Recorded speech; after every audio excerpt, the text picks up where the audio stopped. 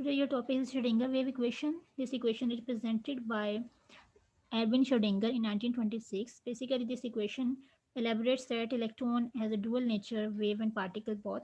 If electron exhibit wave-like nature, that means उसके ऊपर सारे equation of motion के जो laws हैं वो applicable होंगे और इसी चीज़ को श्रोडिंगर ने यूज़ किया था एंड श्रोडिंगर ने ये भी एक्सप्लेन किया था कि आपके पास जो इलेक्ट्रॉन की मूवमेंट है it's just like simple harmonic motion वो होती है which is move to and fro to certain point, एक ही पॉइंट पे बार बार आगे पीछे की जो मूवमेंट होती है. फॉर एग्जांपल आप एक स्ट्रिंग को एक एज से बांध दें और बार बार उसे ऊपर नीचे रोटेट करें तो उसमें वेव्स जनरेट होती हैं. उन वेव्स को हम स्टैंडिंग वेव्स कहते हैं और श्रोडिंगर ने कहा था कि electron exhibit standing waves, stationery waves को एग्जिबिट करता है. तो श्रोडिंगर ने जो वेव मैकेनिकल मॉडल दिया था उसको एक्सप्लेन करने के लिए उसने एक अज्यूम किया था कि कहता है कि आप अज्यूम करो कि electron is revolving around the nucleus in a circular pathway. अगर इस सर्कुलर पाथवे में मूव कर रहा है तो उसकी वेलोसिटी होगी वो ओमेगा होगी. और जो हम एक पॉइंट कंसिडर कर रहे हैं उसके कोई भी सर्कुलर पाथवे में पॉइंट पी, ये पॉइंट पी का अपने न्यूक्लियस से जो डिस्टेंस है it is termed as radius, उसको ए से रिप्रेजेंट किया गया. और एक आपके पास परपेंडिकुलर ड्रा किया गया लाइन बी ओ पे at point C which is represented by psi. Psi basically is a wave function, ये wave function को represent करता है and this is the right triangle. इसमें right angle आपके पास बन रहा है which is of 90 degree. तो आपके पास right angle triangle है P, C and B. ठीक है.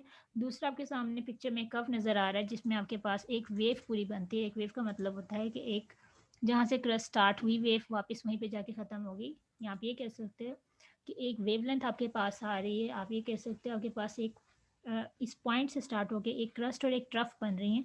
तो ये आपके पास जो कर्व इस तरह के आते हैं जिसमें पहले मिनिमम से मैक्सिमम वैल्यू जाती है, देन फिर जीरो पे वैल्यू आती है और then negative and then positive. तो ये जो कर्व बार बार पॉजिटिव नेगेटिव में वैल्यू इंटरचेंज होती है इसको हम साइनोसाइडल कर्व कहते हैं.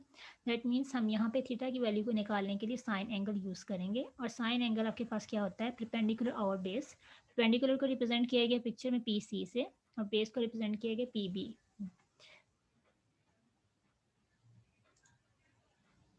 Sorry, sine is equal to perpendicular over hypotenuse. तो hypotenuse आपसे रिप्रेजेंट किया गया है PB से. आपके पास PB हाइपोटेनियस है और उसको रिप्रेजेंट बेसिकली आपके पास पिक्चर में जो चीज़ बनी हुई है it is represented by A. Basically hypotenuse आपका रेडियस है उस सर्कुलर पाथवे का जो आपने इलेक्ट्रॉन के लिए एक पाथवे सिलेक्ट किया है. तो परपेंडिकुलर को पी सी से शो किया तो वो आपके पास साई फंक्शन बन गया. P B is the hypotenuse, उसको ए से रिप्रेजेंट कर दिया. हमने वेवलेंथ अपने वेव फंक्शन को फाइंड करना है साई फंक्शन को, तो उसको अकेला करने के लिए इस फैक्टर को दूसरी तरफ जाके मल्टीप्लाई करा देंगे. देन नेक्स्ट आपके पास इक्वेशन नंबर 1 आ गई. Equation number 1 is equal to wave function is equal to a sine theta. इसमें जो साइन थीटा की वैल्यू है हम उसको थोड़ा सा फाइंड आउट कर लेते हैं कि थीटा बेसिकली क्या है. It is equal to omega t and omega t क्या है आपके पास. Omega is the angular velocity, t is the time period जो आपके पास जितना कंसिडर कर रहे हो. ओमेगा की वैल्यू अगर हम थोड़ा सा ओपन करके लिखें तो it is equal to 2 pi frequency. This v is not use for velocity. ये आपके पास फ्रीक्वेंसी है. जब क्वांटम में हम यूज़ करते हैं क्वांटम फिजिक्स में तो हम उसे फ्रीक्वेंसी को वी से शो करने, एफ से शो करने के बजाय इस वी से शो करते हैं. अब ये जो आपके पास ए साइन 2 पाई बी टी आया है ये वैल्यू आपके पास कैसे प्लेस की गई इसमें हम यूज़ करते हैं theta is equal to omega t and t is equal to omega theta over omega. अब ये थीटा आपके पास बेसिकली क्या है. It is the total circumference of the circle. अब ये सर्कमफेरेंस कैसे आपके पास आएगा. आप ये कह सकते हो कि आपका जो सर्कुलर पाथवे है सेमी सर्कल की जो वैल्यू यहाँ पे आपके पास आती है, अगर हाफ सर्कल होता है तो उसकी वैल्यू होती है पाई. यानी आप जीरो से स्टार्ट करते हो तो आप मूव करते हुए आ रहे हो पाई की तरफ इस तरफ. ठीक है. और नेक्स्ट अब अगर दोबारा से हाफ का एरिया कवर करोगे दिस इज 1 मोर पाई. तो देन इसका मतलब इसने टोटल जो एरिया कवर किया होगा वो 2 पाई होगा. इसलिए थीटा की जो वैल्यू हम देखेंगे टोटल जो इसका एंगल होता है सर्कल का वो 360 होता है. 360 मतलब 2 पाई. नीचे आपके पास ओमेगा आ गया. ओमेगा के बाद हम कुछ रिलेशनशिप यूज़ करेंगे. सबसे पहले आपके पास है फ्रीक्वेंसी को डिफाइन करना हो तो फ्रीक्वेंसी का मतलब होता है number of waves passing through one point in 1 second. तो it is represented by frequency is equal to 1 over t. आप इसमें टी की वैल्यू को पुट करो। टी की वैल्यू आपके पास क्या है, टी की वैल्यू पूरे से निकाली थी, वो हमारे पास थी theta over omega, that means 2 pi over omega. तो हम यहाँ पे इसे लिख सकते हैं, आप लिखोगे 2 पाई ओवर ओमेगा। फ्रैक्शन के नीचे फ्रैक्शन हो तो ये फैक्टर ऊपर की तरफ चला जाएगा, तो आपके पास इक्वेशन आ जाएगी frequency is equal to omega over 2 pi. यहाँ से ओमेगा की वैल्यू निकलेगी 2 पाई वी। ठीक है, नेक्स्ट रिलेशन हम यहाँ पे यूज़ करेंगे distance time relationship. x is equal to v t, x is for distance, v for speed and t for time. ये आपके पास वेलोसिटी यानी स्पीड आपके पास मेजर कर रहा है। उसके अलावा हम जो यहाँ रिलेशन यूज़ करेंगे वो रिलेशन आपके पास है वेवलेंथ और फ्रीक्वेंसी का रिलेशन वेलोसिटी के साथ। v is equal to f lambda, as we are dealing that कि फ्रीक्वेंसी को हम इस स्मॉल v जो कब सा v है इससे रिप्रेजेंट करेंगे, तो यहाँ से आपके पास ये रिलेशन यूटिलाइज होगा वेवलेंथ और डिस्टेंस का relationship with respect to frequency. अब इन सारी वैल्यूज़ को जब हम इस इक्वेशन में पुट करते हैं ए साइन थीटा में, तो थीटा ओमेगा की जगह वैल्यू आ जाएगी 2 पाई फ्रीक्वेंसी टी। यहाँ से हम टी की वैल्यू निकालेंगे, टी की वैल्यू क्या आ जाएगी, टी को अकेला करना है, वी उधर जाकर डिवाइड हो जाएगा, एक्स और वी की वैल्यू को यहाँ पे पुट कर दिया। नेक्स्ट स्टेप में हमारे पास फ्रीक्वेंसी का लेटर आ रहा है, इसको भी हमने ओमिट करना है क्योंकि हम अपनी इक्वेशन में जो चाह रहे हैं हमने वेव फंक्शन को रिलेट करना है लैम्डा के साथ। तो उसके लिए आपके पास क्या होगा, आप यहाँ पे फ्रीक्वेंसी की वैल्यू को एलिमिनेट करोगे, उसके लिए आप रिलेशन यूज़ करोगे v is equal to f lambda. उसमें से आप फ्रीक्वेंसी की वैल्यू निकालने के लिए आप लेमडा को दूसरी तरफ जाकर डिवाइड करा दोगे, और जब ये वैल्यू आप यहाँ पे प्लेस करोगे तो आप बस जितनी कटिंग पॉसिबल है आप उसे कट कर सकते हो। तो ऊपर भी वेलोसिटी नीचे भी वेलोसिटी, ये कट कर देंगे तो पीछे आपके पास इक्वेशन आ जाएगी। This is the basically the relationship. ये आपके पास एक श्रोडिंगर वेव को स्टार्ट करने के लिए पैरामीटर आ गया, दैट वेव फंक्शन बेसिकली बराबर है a sine 2 pi x over lambda. ठीक है, x आपके पास डिस्टेंस है जितना वो कवर करेगा, 2 पाई आपका कवर एरिया आ गया पूरा सर्कल का, वेवलेंथ आ गई लैम्डा से, साइन आपके पास एंगल है जो मेजर कर रहे हैं, ये आपके पास उसका लेंथ आ जाएगी। नेक्स्ट, अब इस इक्वेशन को हम डेरिवेट करेंगे, डिफरेंशिएट करेंगे विद रिस्पेक्ट टू x, क्योंकि x ही उसका डिस्टेंस है जो वेरी करेगा। तो सारी इक्वेशन को हम डिफरेंशिएट कर लेते हैं, d over D x psi function is equal to d over D x a sine 2 pi x over lambda. ये लैम्डा साइन के नीचे नहीं आएगा, ये सिर्फ आपके जो थीटा एंगल का टर्म है उसमें लैम्डा आएगा। कांस्टेंट आपके पास मल्टीप्लाई हो रहा है वेरिएबल फंक्शन से, तो कांस्टेंट पे वैसे भी डेरिवेशन या इंटीग्रेशन अप्लाई नहीं होती, उसको आप पहले से सेपरेट कर दो, सिर्फ आपकी डेरिवेशन जो अप्लाई होगी वो साइन थीटा पे होगी। नेक्स्ट आपके पास है साइन थीटा की जो आपके पास डेरिवेशन होती है साइन की,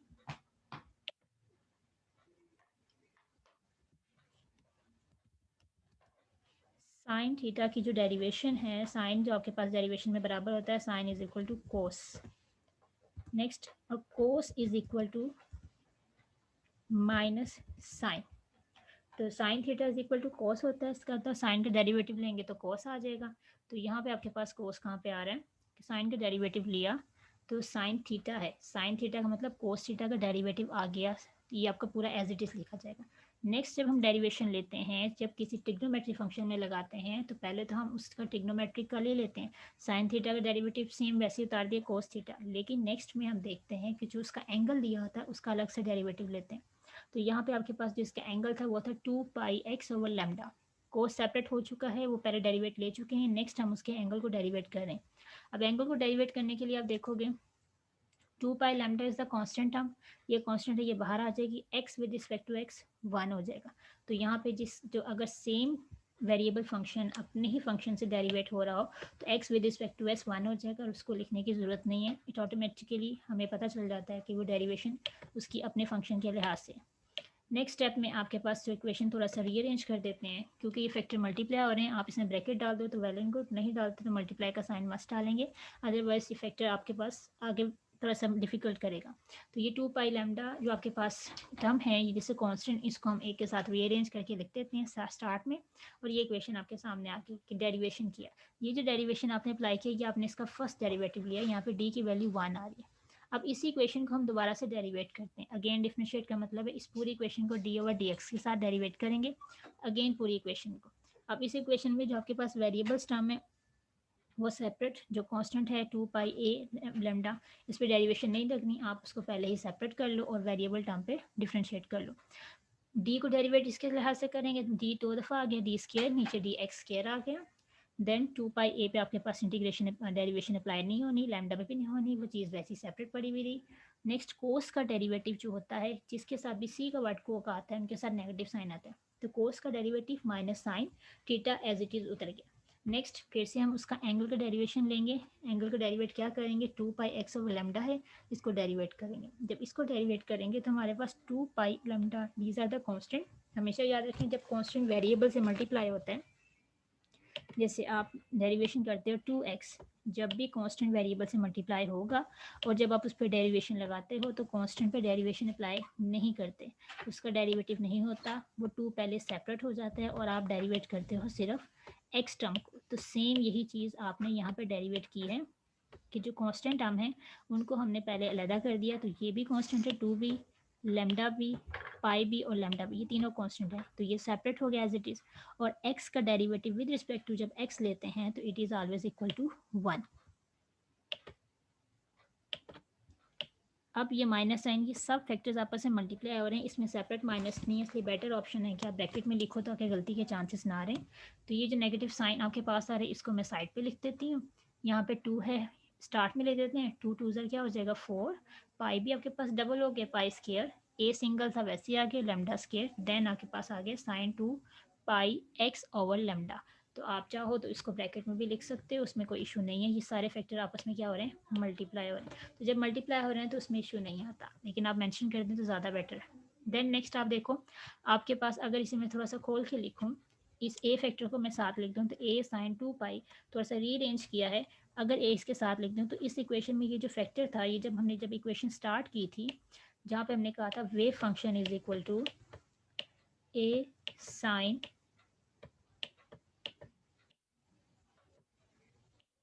2 पाई एक्स ओवर लेमडा, ये जो इक्वेशन हमने स्टार्ट जहाँ से हमने इसे डेरिवेट करना शुरू किया था, ये तो इक्वेशन दोबारा से वही वाली बन रही है, ये पैरामीटर तो वही सारे आ गए, तो it can be replace by wave function. तो आपके पास जो इक्वेशन आएगी, this will be term as quantitative, आपके पास क्लासिकल इक्वेशन आपके पास बेसिकली ये आई, जो इक्वेशन आपके पास डबल डेरिवेटिव्स को निकालने के बाद आती है उसे हम कहते हैं क्लासिकल श्रोडिंगर वेव इक्वेशन। ठीक है, तो यहाँ पे आपके पास इक्वेशन अब बन गई, आपके पास ये माइनस में था इक्वल के बाद, दूसरी तरफ आके प्लस हो गया, it will be termed as classical wave equation. अब हमारे पास इस इक्वेशन में लैम्डा आ रहा है, ठीक है, हम बात कर रहे हैं कि आपके पास इलेक्ट्रॉन वेव लाइक नेचर का है, तो इसका मतलब इसका कोई लैम्डा डी ब्रोगलीस इक्वेशन से रिलेशनशिप बन सकता है, डुअल नेचर रखता है। तो नेक्स्ट हम इसमें आपके पास lambda is equal to H over M B, it is according to de Broglie's relationship, क्योंकि आपकी ऊपर वाली इक्वेशन में लैम्डा स्केयर की फॉर्म में है, तो आप इस वाली टर्म को भी क्या कर दोगे, lambda square H square M square V square, यानी आप बहुत साइड पे स्केयर कर दोगे। नेक्स्ट आप ऊपर देखो, आपके पास जो लैम्डा का फंक्शन आ रहा है वो आपके पास डिवीजन में आ रहा है, तो इसका मतलब 1 ओवर लैम्डा है। आप इस इक्वेशन को इन्वर्ट कर दो, नीचे वाले पैरामीटर्स ऊपर, ऊपर वाले नीचे आ गए, this equation will be termed as equation number 5। आप इस वैल्यू को आप ऊपर वाली इक्वेशन में पुट कर सकते हो। ऊपर वाली इक्वेशन में पुट करेंगे तो आप देखोगे क्या हो जाएगा, जहाँ जहाँ लेमडा था आपने वैल्यू पुट की, पहले आपके पास था 4 पाई स्केयर, ऊपर आप नीचे आपके पास लेमडा आ गया था, हमने उसकी वैल्यू प्लेस किया तो ऊपर एम स्केयर वी स्केयर आ गया और नीचे एच स्केयर आ गया। अब हम बात करना चाह रहे हैं कि हम इस पर एनर्जी का फैक्टर इंट्रोड्यूस करना चाह रहे हैं, क्योंकि because we are going to drive the Schrodinger wave equation, तो वेवलेंथ है एनर्जी एसोसिएट उसके साथ ज़रूर करेगी, तो एनर्जी का रिलेशन भी वेवलेंथ से होता है, और जितनी बड़ी वेवलेंथ होगी उतनी ज़्यादा एनर्जी उसकी कम होगी। ठीक है, अब हम रिलेशन डेवलप करते हैं। अगर इस इक्वेशन को in terms of energy explain करना पड़े तो हम कहते हैं टोटल एनर्जी जो भी अप्लाई किसी चीज़ पे होती है, it is a sum of kinetic energy and potential energy. Total energy is equal to E, kinetic का फॉर्मूला होता है 1/2 mv का स्क्वायर, प्लस पोटेंशियल एनर्जी को किसी जगह पे पी से या वी वोल्टेज से आप शो कर सकते हो। आपने इसमें से वी स्क्वायर की वैल्यू निकालनी है, वी स्क्वायर की वैल्यू को सेपरेट करना है। अब वी स्क्वायर क्यों सेपरेट करना चाह रहे हैं, यहाँ पे आप देखो आपके पास उस इक्वेशन में आप किसी भी चीज़ पे अप्लाई करो, उसका मैथ फिक्स होगा, उसका प्लैंक्स कांस्टेंट फिक्स है, सारे टर्म फिक्स हैं, एक वी वेरिएबल टर्म में जा रहा है, हम इस वी स्क्वायर की वैल्यू को उसमें पुट करना चाह रहे हैं। तो इस इक्वेशन में वी स्क्वायर को सेपरेट करना है, पहले अपने प्लस भी था दूसरी तरफ जाके माइनस भी हो गया, 2 डिवाइड है उधर जाके मल्टीप्लाई हो गया, m मल्टीप्लाई था दूसरी तरफ जाके डिवाइड हो गया। अब इस वी स्क्वायर की वैल्यू को हम इस इक्वेशन में पुट कर देंगे तो सारा फैक्टर इस तरह आपके पास आ जाएगा, यानी मल्टीप्लाई बाय दिस। अब इस इक्वेशन में जो कटिंग पॉसिबल है हम उस चीज़ को कट आउट कर देते ताकि हमारी इक्वेशन थोड़ी सी सिंपल हो जाए। ये m था, ये इसकी पावर को काट देगा, पीछे सिंगल m रह गया, 4 2 8। तो ये आपके पास इक्वेशन आ गई Schrodinger wave equation in terms of energy. ठीक है, अब ये जो इक्वेशन है इसमें अगर आप थोड़ा सा देखो तो ये आपके पास अलोंग द एक्स एक्सिस है, हमने जो डेरिवेट किया विद रिस्पेक्ट टू एक्स किया। हम ये बात कर रहे थे ये अभी कंसिडर जब हमने शुरू किया तो एक अलोंग द 1D एक्सिस या 1 डायमेंशनल एक्सिस किया। अगर हम 1D में बात करें 1 डायमेंशनल में तो हम एक एक्सिस पे लेंगे, लेकिन अगर हम 3 एक्सिस में बात कर रहे हैं कि आपके पास 3D डायमेंशनल में है तो आप इस इक्वेशन में तीनों एक्सिस को ऐड कर सकते हो। Same D square Y function over D X square plus D square wave function over D Y square, D square wave function over D Z square. आगे वाला फैक्टर आपके पास वही रहेगा क्योंकि एक ही पार्टिकल है जो तीनों एक्सिस में मूव आउट कर रहा है। तो उसके बाद ये जो आपके पास फंक्शन आया है इन सब में वेव फंक्शन का जो साइन है वो कॉमन है। अगर आप उस साइन को कॉमन निकाल दो तो पीछे ये वाला फैक्टर आपके पास बच जाता है। ये जो फैक्टर आपके सामने आया है जिसमें आपके पास हर डेरिवेटिव का स्केयर मौजूद है तो उसको हम कहते हैं लैप्लाशियन ऑपरेटर। इसको हम डेल से शो करते हैं, डेल स्केयर से। It is term as del square and it is Laplacian operator. इस ऑपरेटर को हम इसमें रिप्लेस कर देते हैं। दैट मीन्स तीनों एक्सिस में भी किसी में भी मूव कर रहा है तो वो आप उसको इसमें से शो कर सकते हैं। हमने पूरी इक्वेशन को थोड़ा सा कंप्रेस कर दिया। अब ये इक्वेशन आपके सामने आ गई। अब इस इक्वेशन में आप क्या करोगे, ये जितनी भी इक्वेशन हमने निकाली है इक्वेशन नंबर 8 9 10 ये सारी श्रोडिंगर की वेव फंक्शन की फॉर्म है। आपको पेपर में किसी भी तरह से क्वेश्चन पूछे जा सकते हैं। अब इक्वेशन नंबर 10 को हम थोड़ा सा खोलते हैं। वो चीज़ वहाँ पे प्लस में इक्वल के बाद प्लस में थी, हम इसे इक्वल के बाद ले गए तो माइनस में आ गई। ठीक है, नेक्स्ट आप क्या करोगे, आप इस इक्वेशन में थोड़ा सा क्या करोगे, मूव आउट करोगे। यहाँ पे आपके पास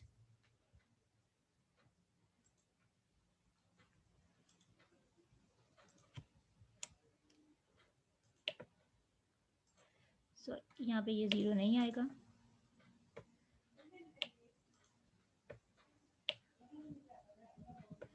ये एच के यहाँ पे डिवाइड हो रहा है, दूसरी तरफ जाके क्या हो जाएगा, मल्टीप्लाई। ये माई 8 पाई स्केयर एम यहाँ पे मल्टीप्लाई हो रहा है, दूसरी तरफ जाके क्या हो जाएगा, डिवाइड। तो ये फैक्टर आपके पास अकेला रह गया। हम यहाँ पे सिर्फ एनर्जी का फैक्टर रखना चाह रहे हैं, बाकी सारे फैक्टर का हम उधर ले जाएंगे। हम इस इक्वेशन को मोल्ड आउट कर रहे हैं एक और ऑपरेटर लगाने के लिए जिसे हैमिल्टोनियन ऑपरेटर कहते हैं। तो ये फैक्टर वहाँ पे एक्स स्केयर यहाँ पे डिवाइड था, उधर जाके मल्टीप्लाई हो गया। 8 पाई स्केयर एम मल्टीप्लाई हो रहा था इस ब्रैकेट से, तो वो नीचे आ गया। देन आप इस ब्रैकेट को ओपन करोगे, ये ब्रैकेट बनेगी minus E wave function minus minus plus V wave function. Then आप क्या करोगे, ये जो प्लस का वी है इस वोल्टेज को आप पोटेंशियल एनर्जी को दूसरी तरफ ले जाओगे इक्वल से पहले, तो ये प्लस का वी उधर जाके माइनस का वी बन जाएगा, मतलब वोल्टेज सप्लाई आपके पास पोटेंशियल एनर्जी। देन आपके पास इधर minus E wave function, E is for energy, V is for potential. Potential energy supplied जो की गई है, ई टोटल एनर्जी है। डेल स्केयर आपके पास लैप्लाशियन ऑपरेटर, बाकी सारे पैरामीटर्स आपको पता है। देन आप इस इक्वेशन को फुल इक्वेशन को माइनस से मल्टीप्लाई कर दो, multiply the full equation with -1। -1 से कराने से क्या होगा, साइन रिप्लेस उल्ट जाएंगे। ये प्लस में था, ये माइनस में चला गया, ये माइनस वी था, ये प्लस का वी हो गया। एनर्जी आपके पास आ गई प्लस में, पॉजिटिव साइन में आ गई। तो एनर्जी को हमने पॉजिटिव बना लिया, एनर्जी नेगेटिव नहीं होगी। अब इस इक्वेशन में जो आपके पास ये पैरामीटर आ रहा है इसमें वेव फंक्शन का वर्ड कॉमन है, आप इसको कॉमन निकाल लो, बाकी सारा पैरामीटर अंदर आ गया। ये जो चीज़ समअप करके आ रही है ब्रैकेट के अंदर, इसको रिप्लेस करते हैं कैपिटल एच से। ये एच बेसिकली हैमिल्टोनियन ऑपरेटर है जो श्रोडिंगर वेव की सबसे सिंपलेस्ट मैथमेटिकल फॉर्म में इस्तेमाल होता है। तो ये basically H wave function is equal to E wave function, या H psi is equal to E psi function. H आपके पास एनर्जी है जिसको ऑपरेटर को अप्लाई किया गया टोटल एनर्जी के लिए। तो ये हैमिल्टोनियन ऑपरेटर है और ये आपके पास टोटल एनर्जी आ गई। तो ये आपके पास श्रोडिंगर की सबसे सिंपलेस्ट वेव फंक्शन की फॉर्म है। It is also one kind of wave function equation. Then आपके पास आ गया यहाँ पे कि H is termed as Hamiltonian operator. It represents a certain way of expressing the total energy of the system and is the numerical value of the energy. ये आपके पास exact quantitative value देगी और आपके पास H it is the total energy of the system जिसमें आपका वो proceed करवा रहे हो अपना experiment। उसके बाद श्रोडिंगर वेव इक्वेशन की एक्सपेरिमेंट है। क्योंकि आपके इस इक्वेशन में एनर्जी का लेटर आ रहा है, हम इसका मतलब एनर्जी को कैलकुलेट कर सकते हैं। देन साथ साथ वेव फंक्शन भी आ सकता है, वो इलेक्ट्रॉन पे या किसी भी पार्टिकल का हम कैलकुलेट कर सकते हैं। हम वन डायमेंशनल बॉक्स में अगर हम वन एक्सिस के अलॉन्ग चेक करें, इफ़ 3D बॉक्स भी है आपके पास तो भी, यानी अलॉन्ग द 3 एक्सिस। उसके अलावा इसकी और भी बहुत सारी एप्लीकेशन है, जिसमें एक ये है आपके पास कि इस एक्सपेरिमेंट से हम हाइड्रोजन का स्पेक्ट्रा को एक्सप्लेन कर सकते हैं, हाइड्रोजन के इलेक्ट्रॉन की एनर्जी को एक्सप्लेन कर सकते हैं, क्योंकि हाइड्रोजन में एक सिंगल इलेक्ट्रॉन है। उसके बाद इस equation introduce the concept of atomic orbital, क्योंकि आपके पास जो क्वांटम था उसके बाद ही आपके पास ऑर्बिटल थ्योरीज या ऑर्बिटल का कंसेप्ट आया था कि जो इलेक्ट्रॉन है वो फिक्स्ड नहीं होता, उस ऑर्बिट में एक स्पेसिफिक ऑर्बिटल का एरिया होता है जिसमें वो पाया जा सकता है। तो इसका मतलब श्रोडिंगर वेव इक्वेशन ने एग्जैक्ट नहीं, एक प्रोबेबिलिटी बताई थी कि इस एरिया में इलेक्ट्रॉन की पोजीशन को जज करना आसान है, इस एरिया में ये पाया जा सकता है। तो ऑर्बिटल को डिफाइन भी करना हो तो हम इसी तरह करते हैं कि वो प्रोबेबिलिटी, वो एरिया जहाँ पे इलेक्ट्रॉन की पाए जाने की चांसेस मैक्सिमम आपके पास हो। तो ये आपके पास ऑर्बिटल्स का जो कंसेप्ट था वो भी श्रोडिंगर इक्वेशन के बाद आया था।